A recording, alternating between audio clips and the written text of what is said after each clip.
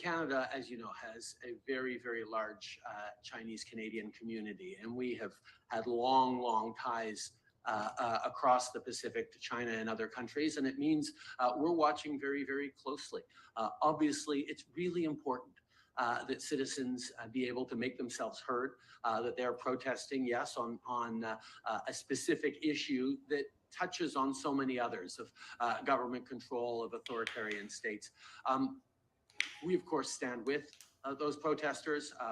We know how important it is for people to express themselves, for journalists to be able to do their jobs, and we're going to continue to consistently stand up for human rights and the things that people in China and people all around the world are continuing to fight for. It's an impossible level of gaslighting that can't be accidental. It can't be that he says, I'm going to make this 1 minute, we stand up for people's right to speak. It can't be that he thinks he's going to say that and doesn't know exactly what everyone is going to say in response.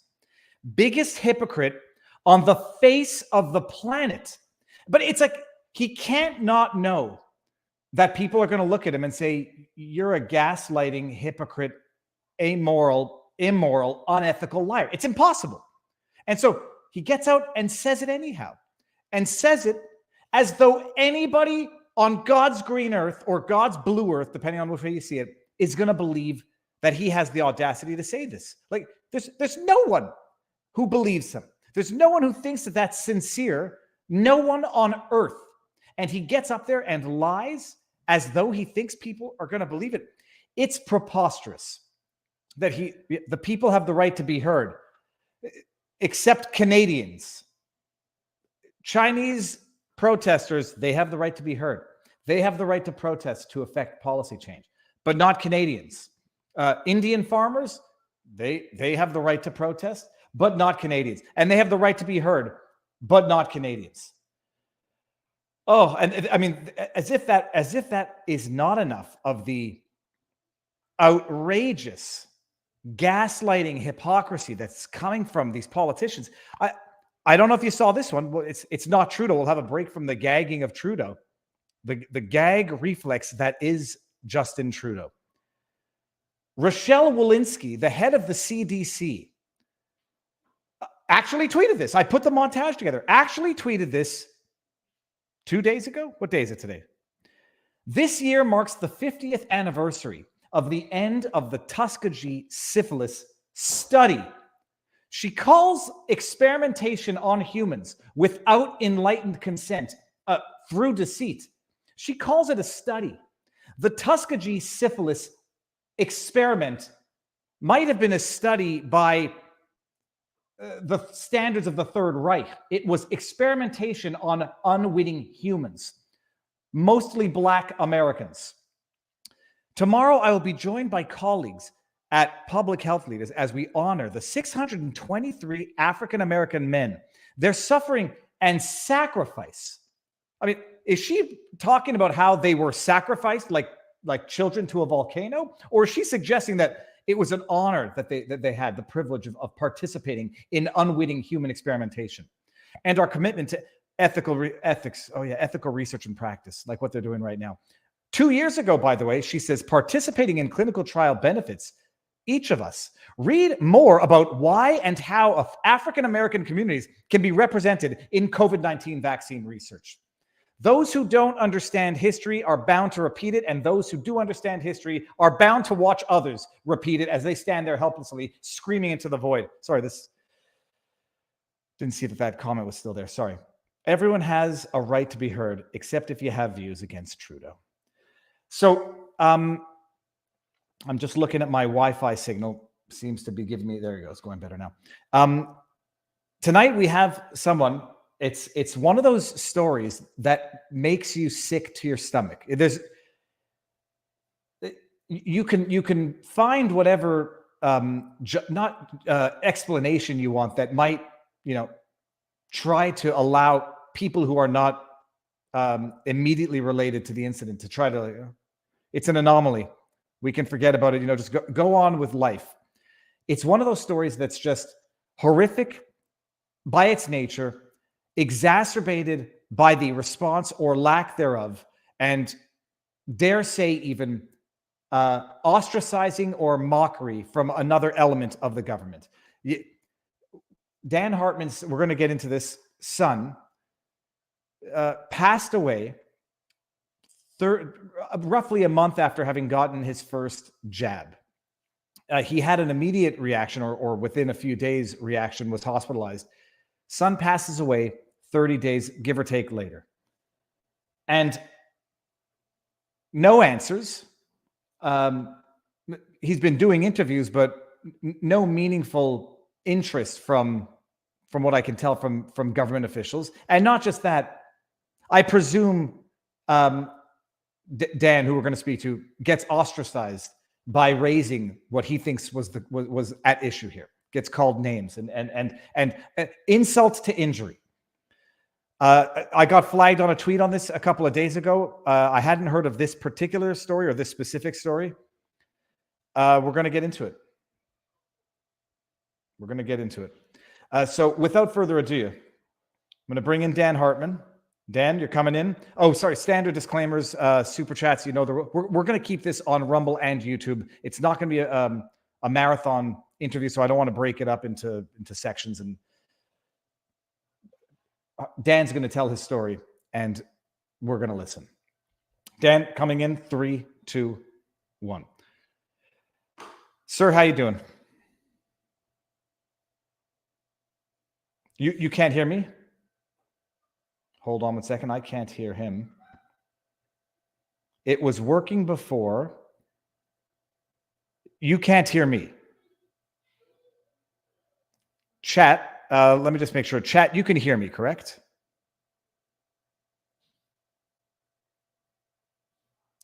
That's weird. Hold on 1 second. Click out and click back in. It was working before we got this. So Dan, exit and then click back in. Hold on. I'm going to boot him from the remove. Okay, let me see here. Let me just tell him what to do here. So give me 1 second. Kick from studio. Dan, how do I remove the studio? If you want to prevent this person from doing it, kick guest. Okay. I'm going to kick him and ask him to come back in a second here. Hold on.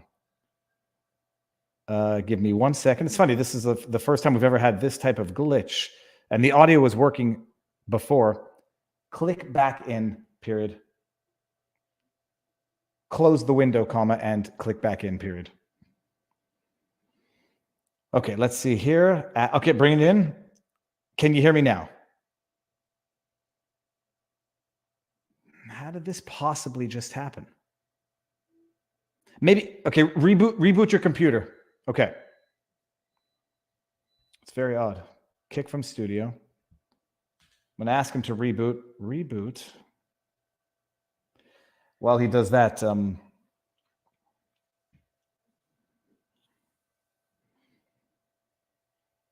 it's Rock's Day.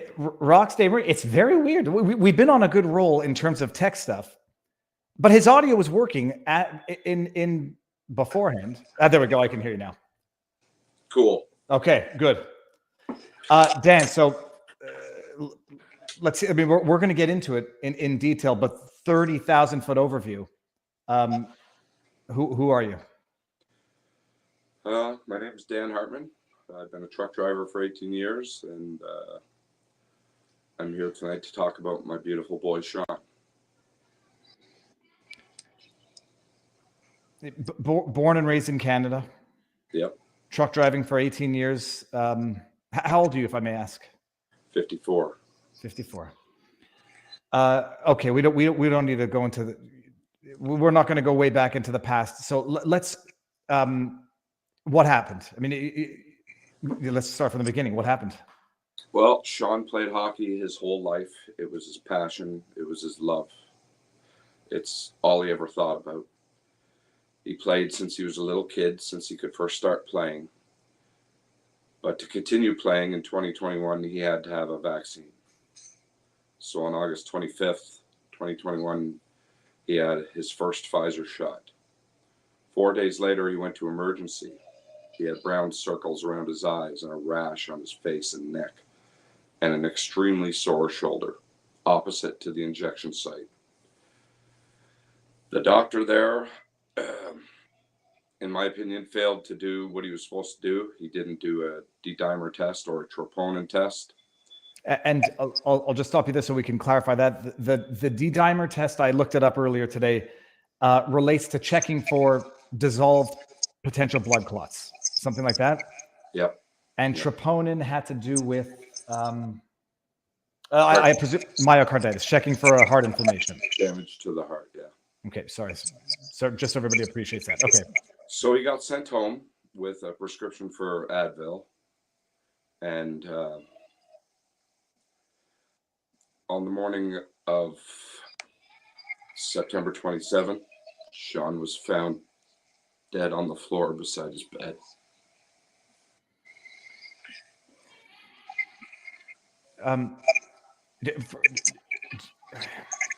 What happened in between the hospitalization and then the 30 days later? Like, what did that time frame look like? He was tired, but that's about it. Everything seemed okay. He went to play hockey the night before, came home from hockey. Everything seemed okay. And in the morning, he was gone. Did you know that he had been vaccinated at that time? Like, when did you figure that out? I didn't find out until the day he died. I begged him, please don't get it, Sean. I said, just wait it out. Hockey will be back. You'll get to play again. And I guess he didn't want me to be disappointed, so he never told me he got it. And I didn't find out until the day he died. The coroner told me that he had Pfizer, one shot. Just before we go on, do you have earbuds, earphones? No. Trying to see if there's a way to. We're hearing feedback on your end. Hold on, let me see what I can do here. People, we might hear feedback, and I'll just wait more for the answer. Unless you can find headphones. Do you have headphones? No, sorry, I don't have them. Okay, don't worry about it. Let me see. What? Unless the chat has. Oh, Dan, you can volume down your speaker. They say it might help. Redirect his mic away.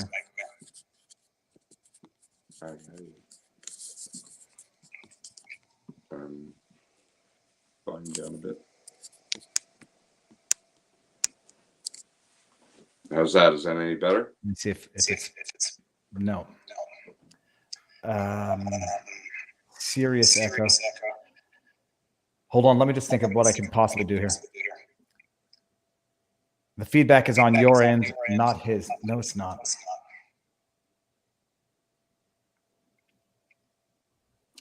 It can't be me because I have my headphones in. Okay, give me 1 second to.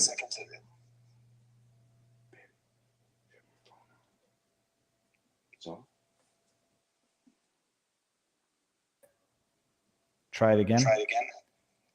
It's not my end because it's not me because I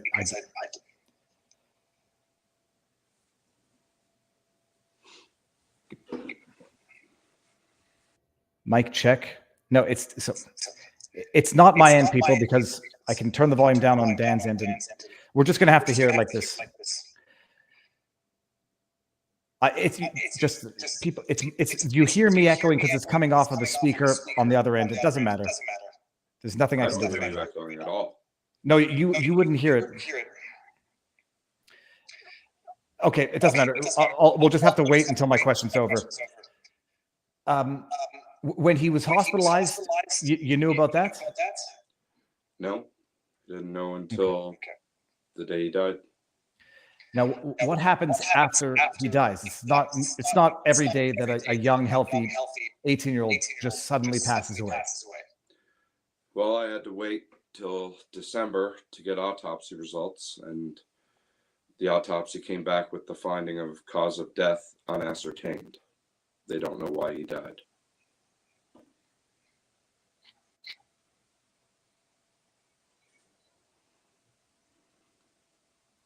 Okay, hold on.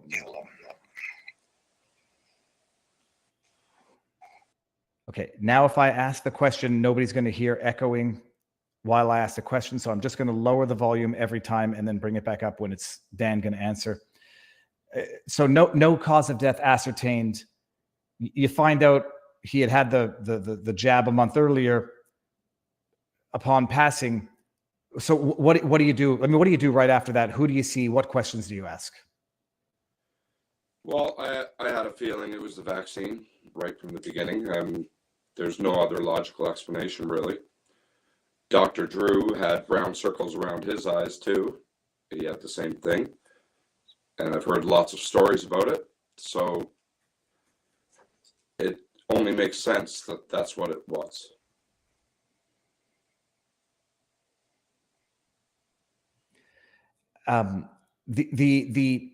When did you find out that the hospital had not done these two tests when he was admitted shortly after the jab? Not until I got the autopsy. It's in the autopsy report what happened at the hospital. So you find they didn't do these tests. They basically give him a stronger dose of ibuprofen, send him home. This happens 30 days later. So how long did it take to get the autopsy from the date of death? From September 27th till a few days before Christmas. Merry Christmas. That's when I got the results. And the autopsy concludes, can't determine anything, but what were there any numerical findings in there that you could make some sense of? And did you have anybody else look at the autopsy to see if they can determine anything? I had a second opinion done by another pathologist, and unfortunately, he doesn't want to give out his name, but in his opinion, it was the vaccine. People in the chat are asking, this is in 2021. This is just a little over a year ago. Who did you go see after this happens? You get the autopsy. It takes nearly 2 months to get, but do you go to speak to members of parliament, the press, anybody? Like, who do you have to talk to right after this happens? I tried calling members of parliament and nobody returned my call. I haven't heard from anybody. So I didn't know what to do. I started a Twitter page with hopes to get answers and truth, and it has connected me with some very valuable people. So I think I'm on the road to the truth. And when you say the autopsy, inconclusive, no internal bleeding, no definitive swollen heart, no stroke, no clots that it comes to the finding of. Are there things that you now know, having discussed with other people, that are not in the autopsy report? Not really. All I have is what they've shown me. It doesn't make sense to me. For a healthy boy to just die, it doesn't happen. I've had people say to me, it's not the vaccine, Dan, it was SADS. Oh, okay, well, he's only 17, so what's that, sudden teenage death syndrome? And people just don't want to believe that it could happen. With the second opinion that you've consulted, who doesn't yet want to reveal their name, can you elaborate on that? Why not? I think we can all understand, but flesh that out a little bit and explain what that second opinion is looking for in the report. Well, I sent him the full autopsy. He saw everything, all the findings, and he said in his opinion it is, but because he could lose his job, that's why. That's the only reason I can think of why he doesn't want to come public. We're working on trying to get him to come public now, and hopefully that works. But he's worried about losing his job. That's what this crap has been. If you do your job, you might lose your job. It's insane. And we'll go back to the first. He's admitted to the hospital 4 days after the jab. Brown circles around the eyes. Dr. Drew explained a similar circumstance. Did anybody give you any idea as to what the brown circles meant, or what was the reason for that first hospitalization? No, they're not sure. In the autopsy report, the doctor at the emergency, he put at the bottom of the report, query, vaccine infection or vaccine reaction. So even the emergency room doctor was asking, is this a vaccine reaction? And sorry, I'm going to turn my volume down again.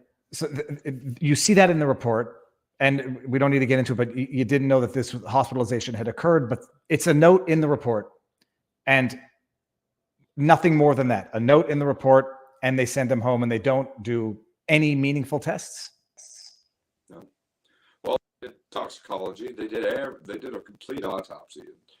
I don't doubt that they tried their hardest to find the cause, but they didn't. In the autopsy, that's one thing, but do you know what tests they ran? Or they didn't run the D-dimer, they didn't run the troponin, but did they do blood work? Did they do urine work? Anything? Or, hi, what's going on? And here's some ibuprofen, go home. He didn't do any lab tests at all. He gave him ibuprofen and sent him home. And I filed a complaint against him with the College of Physicians and Surgeons in Toronto, because in my opinion, he clearly didn't do his job, and they found him not guilty. We don't need to know the name, because I don't want anyone accusing, that the purpose of this is to dox the doctor, dox the doc. But what was the basis of that ethics complaint? What did you allege, and what was the hearing like, or any investigation like, before they dismissed it as baseless? Even invited to the hearing, I guess they did it without me. I filed the complaint. I did all the paperwork I needed to do. I said that this doctor failed to do a D-dimer test and a troponin test. I've had other doctors tell me he should have done that. He didn't. He sent Sean home, and Sean died. I want to understand. So you file you fill out the forms, and do they dismiss before investigation? Do they dismiss after investigation? Do they dismiss after a hearing? Was there any sort of hearing, or you just get notice that your complaint is not being treated? But I didn't hear anything about it. I wasn't invited to attend. They just do their own little hearing, I guess, in their little magical room, and come up with a decision that he was not guilty. I'm not saying the doctor caused my son to die, but he should have done those tests, and he didn't. If I may ask, where did you get, who told you that he should have done a D-dimer and he should have done a troponin test? Another doctor who has had his license suspended. I don't want to ask the name of the doctor either, but this is another doctor who you've consulted, who in Canada has had his license suspended, what, for issuing too many exemptions, or for after being reviewed by the board? To help people. He lost his license. I spoke to him on the phone for over an hour, and he told me, because Sean's pain was in the opposite shoulder that he was injected, he said if there was a heart problem, the pain could easily travel over to that shoulder. And that's why he was there initially, for a very bad, painful shoulder. The brown circles and the vomiting the night before, that's not a normal reaction. They've been telling us all you'll get is a sore arm in the spot where they give it to you. No one said anything about brown circles or vomiting or rash. That's not normal. I'm not a doctor, but that's not normal. Is this in the Toronto, Greater Toronto area? Simcoe County. It's north of Toronto. And in between, so he goes home, and as far as you know, there was nothing eventful between going home. He starts to feel better, plays hockey, and then just like that. Played hockey the night before, and I'm thinking if he had a heart problem, then playing hockey the night before probably really did it. And he went home, went to bed, and in the morning he was gone. He was laying on the floor beside his bed, and he was dead. It's incomprehensible, and it's inhumane. And you've reached out. Which members of parliament? I don't mind putting members of parliament on blast. Which members of parliament have you reached out to with your story, and from whom have you heard back from or not heard back from? Well, I tried to contact Doug Ford, called his office, left a message with his secretary, and didn't get a call back. I tried to reach out to Justin Trudeau, didn't get a call back. I haven't heard from one single mainstream media person. They've been tagged in my posts over and over and over again. Nothing, not one word. going to ask the stupid question. So CBC, no interest. Global News, Radio Canada. Who else can I think of? Nothing. Not a call, not a story, not a report.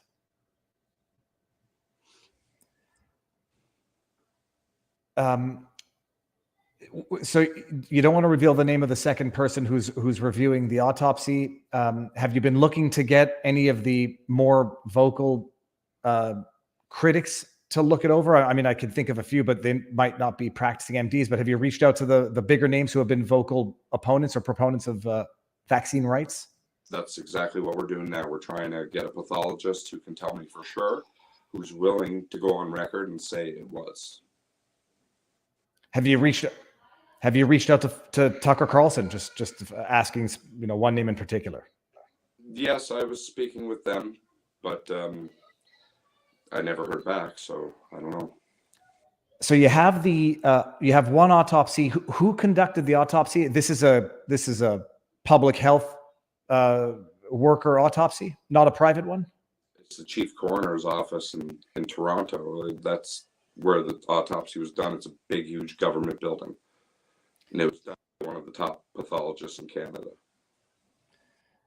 So there's one autopsy report now. And I mean, if you're going to have this looked at again, do you know what evidence is left in terms of what they can look at? They have the autopsy report, but do they have access to other materials, other, I think you mentioned tissues. Do they have access to something to conduct their own studies if you get an independent second, third opinion?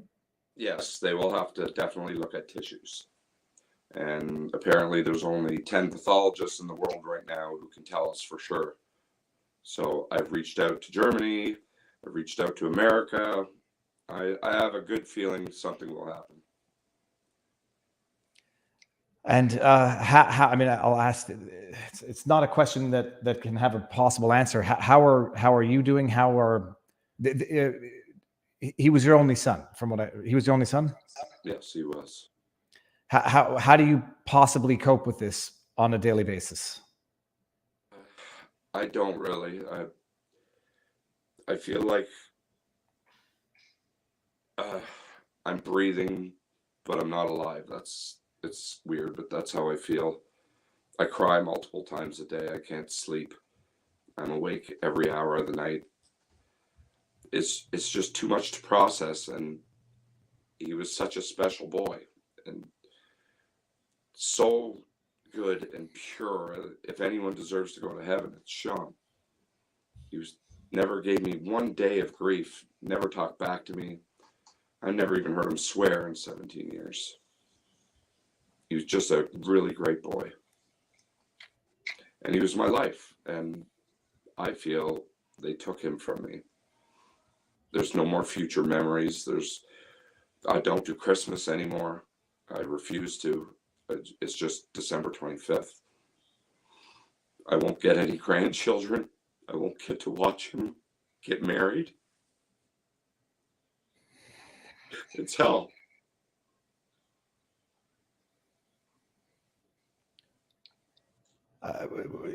Have you, in the pursuit now,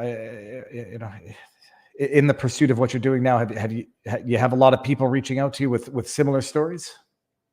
Yes, I talked to 3 other sets of parents from around the world who have lost their kids. The exact same thing. Took a shot and died. One's in Australia, one's in South Africa, one's in America. Exact same situation. Took a vaccine and died. And answers just like me. And locally, are you? I mean, I think there's the element of the insult to the an injury beyond comprehension. Do people online call you names? Do people doubt your story? Do people ostracize you for having come forward with this? I've been told I should be in jail for murder because I let my son get a shot. I've been told I'm the worst father in the world because I let him get a shot. People tell me they don't believe me. One person just yesterday saw a video I just recently posted where I was very, very angry. And his comment was, Sean's dad is a good actor. Like I'm acting about this or something. People don't seem to understand that this is happening. There's parents. Another young hockey player just died here in Ontario not long ago. Captain of a hockey team in a tournament. First period's over. He's going back to the dressing room, collapses and dies. And these parents, they don't even ask questions. It's mind-boggling. What kind of parent wouldn't ask what the hell happened? It's mind-boggling. They're just silent. What is it? Just like oh, I don't know. Fuck, I guess he's dead. Like, speak up. Do something. Your child just didn't die. And people who are talking about this sudden death syndrome, that's funny. I never heard of that before until the last 2 years.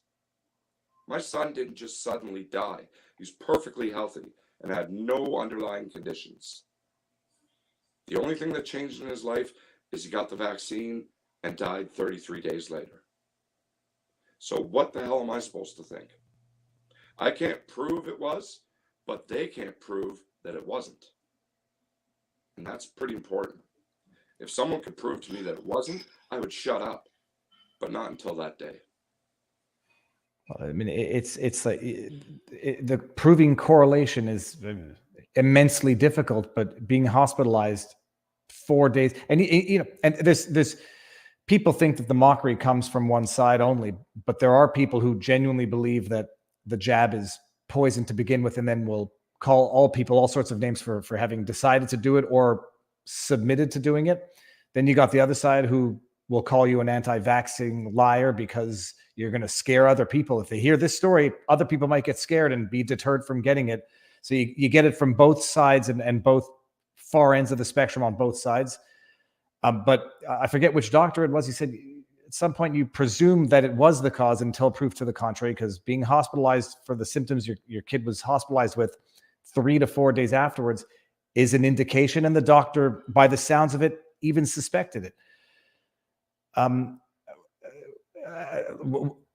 you're continuing to work on a daily basis now. You don't take time off. It's not a luxury that you have in all of this. No, I only took 3 weeks off when Sean died. I had to go back to work because the government doesn't give you any money to stay home, and the bills don't stop. And it's hard to work every day. It's hard to get up and drive a truck every day, because every day I don't even want to get out of bed. I just want to stay home for like a year away from everybody and do nothing. Just think about Sean.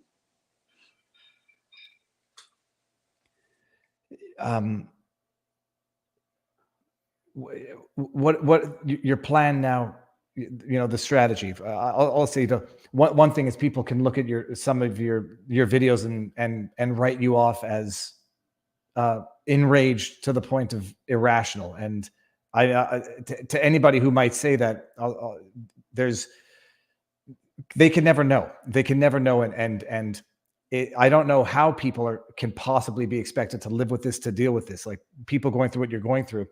Do you have something of a plan? I mean, now say you're going to try to get some of the big, what's the word for them? For the,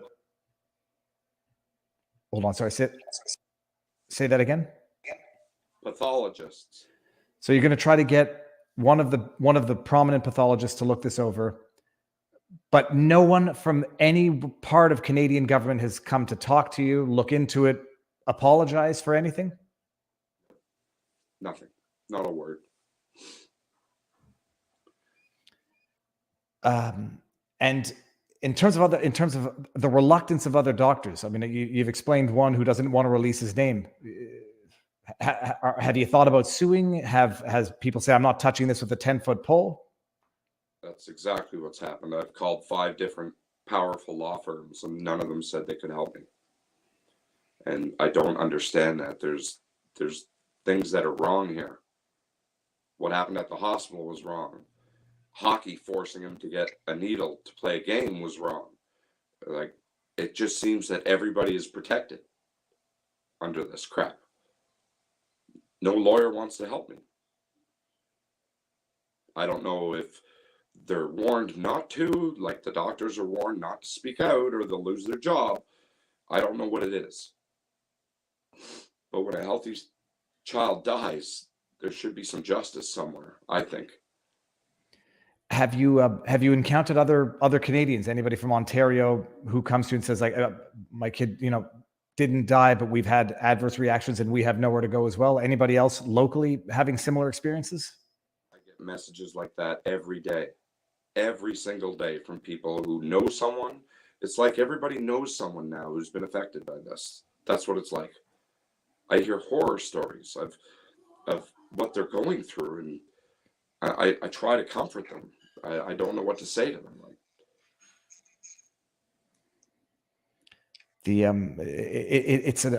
I try not to rely too much on anecdotal stuff. When you reach a lot of people, you get a lot of people telling, giving you their stories, but anecdotally in a family friend milieu, I have, known of several incidents, and some people are just too embarrassed to come out. They don't want to be the object of ridicule. They don't want to be called names. They don't want to be the nail that sticks up. They just want to take their lumps and move on.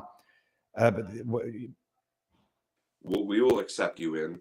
We've been ostracized by the vaccine people who call us crazy and anti-vaxxers. But I've had vaccines in my life. I'm not an anti-vaxxer. I mean, we will accept you. It's them who aren't accepting us. We don't want you to die, but we've had messages sent to us saying, wishing we would die. It's insane. I forgot to ask, which shot did your son take? Pfizer.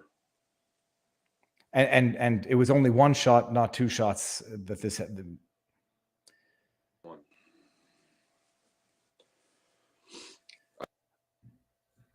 Because everyone was saying, look up the batch number. And I was thinking, well, what the hell? What do you mean? There's different batches? Some are good, some are bad. Like, that in itself is insane. But I looked up his batch number and it said it only had one adverse reaction. Now, how am I supposed to believe that? Yeah, it was. When I had Dr. Malone on, he mentioned that thing. I mean, I don't know how many doses were in the batch. I don't know how that stuff works, but no. And the bottom line of all of this is, you'll have someone say, okay, it was the 1 in a million. It happens, and you're expected to have to live with this for some greater good concept, when it was unnecessary. If there's a correlation, and if there wasn't, like you say, just let me know definitively. And that's all I've ever asked for. That's why my page is called Answers for Sean. I just want the answer. Then I'll go away. So I want someone to tell me the truth. How can I grieve my son when people say, how'd your son die, Dan? I have to answer, I don't know. They don't know. That it's horrible. If it was the vaccine, and it is rare, like, who knows? I don't think it's as rare as they say. There's 30,000 reported deaths. Even if a quarter of them are true, we got a big problem here. When they stopped the swine flu after 52 deaths, they stopped that vaccine. I'm sure there's been more than 52. And it just keeps going and going and going. The truth, how many have died from it? And anyone who thinks there hasn't been one, then you're too far gone. We can't help you. How much of I presume you didn't want him to get the vax beforehand, so you were sort of familiar with some of the issues. How much of your knowledge came before versus after? Before, I was hearing of kids dying. I was hearing of young kids dying. And I even said that to him. He was in the backseat of my car. We were driving, and I said, are you getting the vaccine, Sean? He said, I'm thinking about it. And I said, please don't. I said, I'm hearing stories about young kids dying. He said, well, I'm not really sure yet.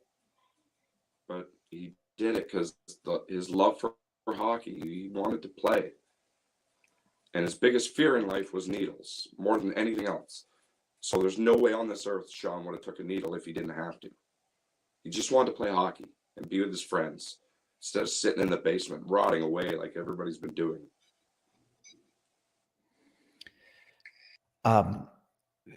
Dan, so tomorrow, next week, what are you planning on?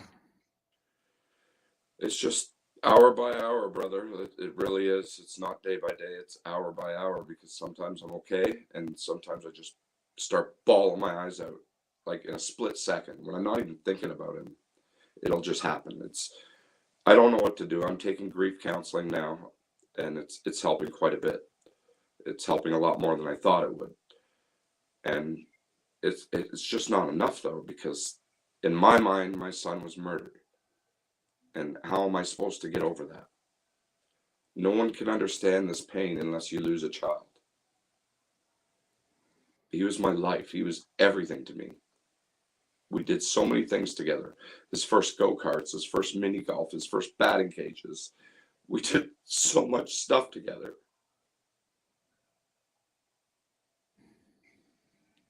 And I always wanted to be a dad since I was 16 years old. I wanted to be a dad more than anything. And now my boy's gone. But I have to live whatever time I have left without him.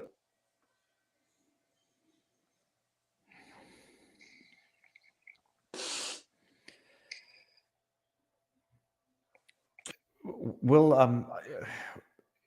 we're gonna. I mean, it's like even answers will satisfy one. It'll quell one unanswered part of this. It's going to be, even an answer is not going to resolve this. And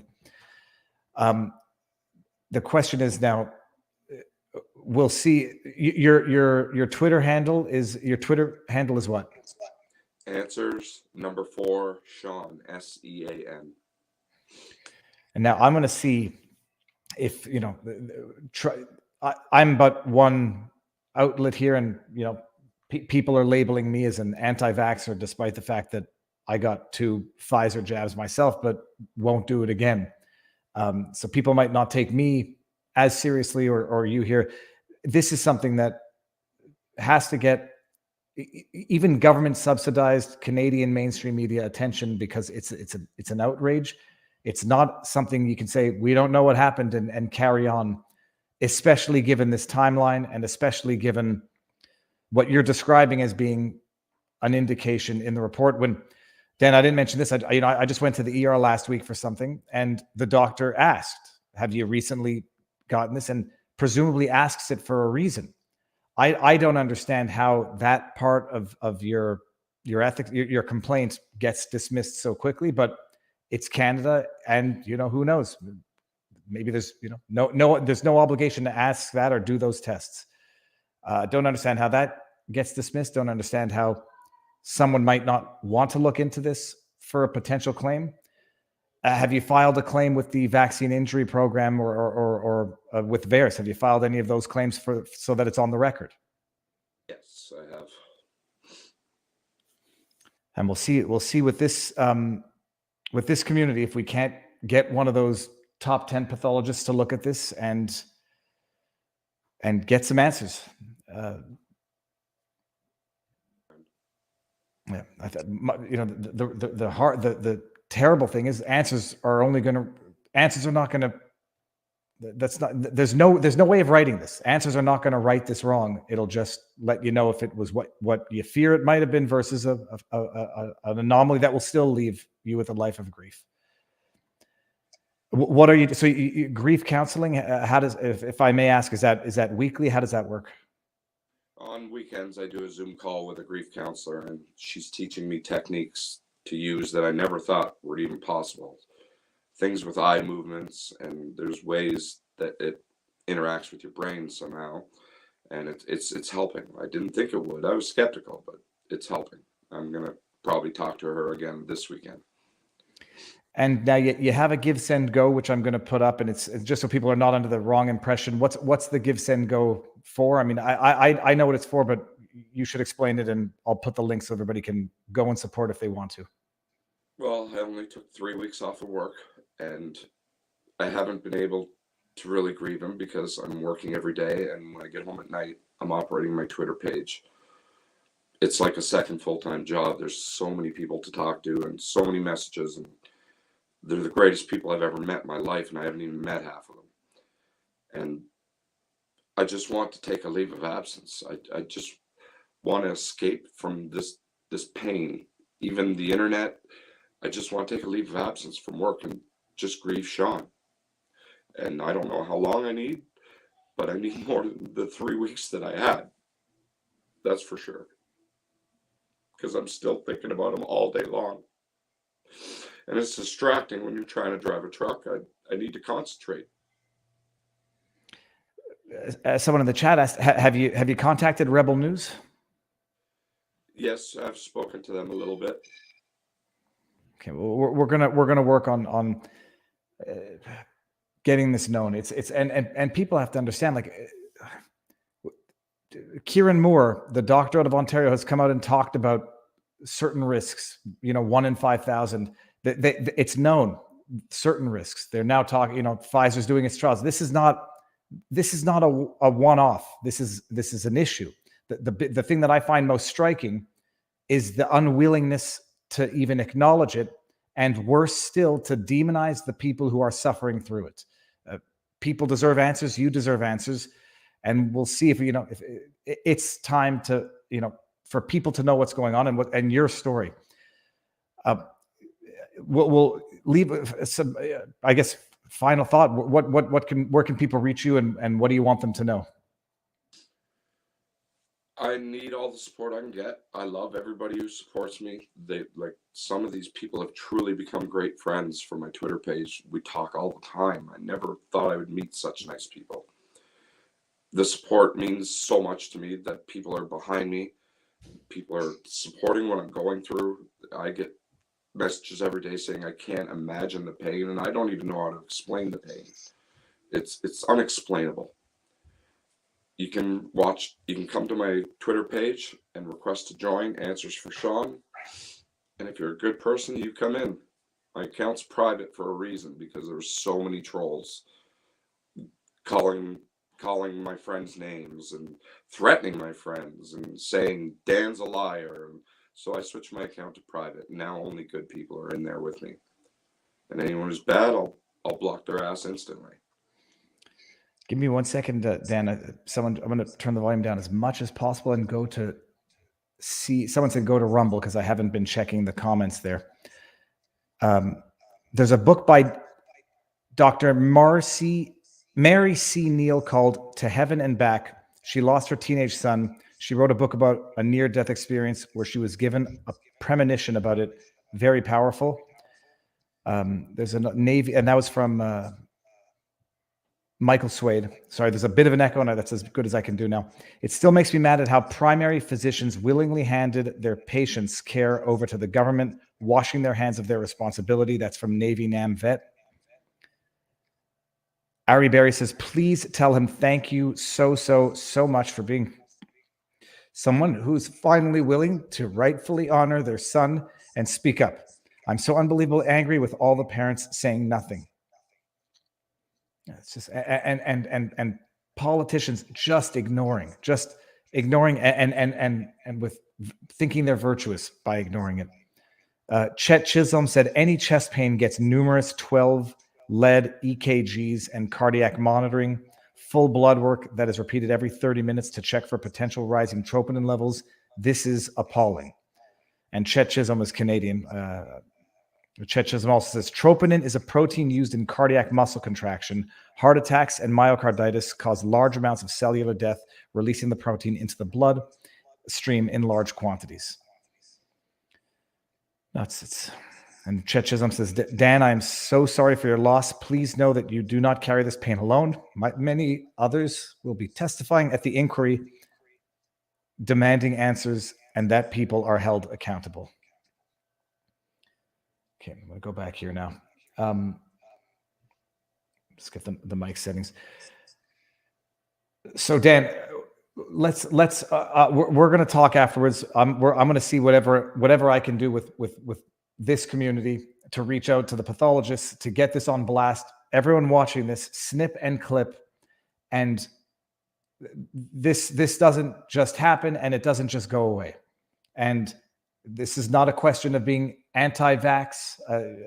Dan, both you, I've had both shots. I won't do it again, but I'll get a tetanus shot. And nobody here is anti-vax. Full stop. that does not mean people are not going to ask questions and get answers and understand things that are simply not being discussed and not being addressed right now.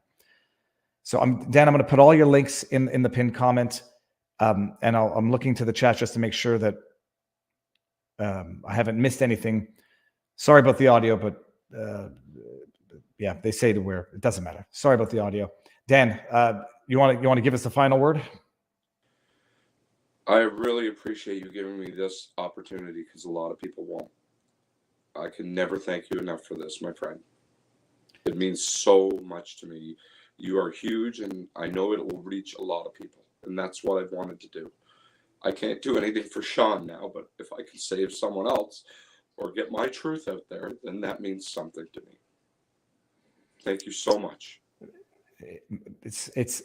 I'm going to do more, and I'm going to do as much as I can. And if we can reach out and try to get one of those top 10 pathologists and have somebody look at this, because it looks like what it looks like. And, you know, it's prevalent enough that even Dr. Moore acknowledges what are not so small risks. Dan, stick around. We're going to say our proper goodbyes. Everybody in the chat, thank you. Snip, clip, and share. Get this out there, and hopefully some answers at some point in time. Thank you all. I'll see you soon.